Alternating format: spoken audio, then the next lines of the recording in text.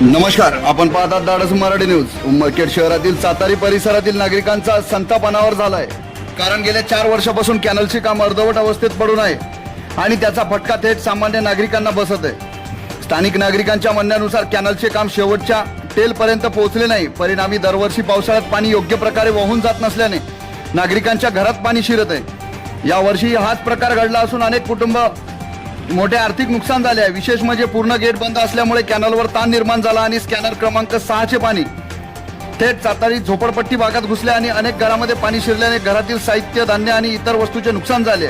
सर्वात गंभीर बाब म्हणजे यापूर्वी देखील प्रशासनाने घटनास्थळी भेट देत संबंधित अधिकाऱ्याच्या बैठक घेतल्या होत्या। नागरिकांना आश्वासने देण्यात आली होती, मात्र आज 4 वर्षानंतर परिस्थिती जैसे तेच आहे। प्रश्न असा आहे की कॅनलचे काम अजून अपूर्ण का आहे? नागरिकांच्या जीवित व मालमत्तेची जबाबदारी कोण घेणार? प्रशासन फक्त बैठका घेऊन वेळ मारून नेत आहे का? प्रत्येक वर्षी नागरिकांना पुराचा सामना करावा लागणार का? असे काही नागरिकांचे मत आहे। सातारी परिसरातील नागरिकांनी आता तात्काळ उपाययोजना करण्याची मागणी केली असून दोषी अधिकाऱ्यांवर कारवाई करण्याची मागणी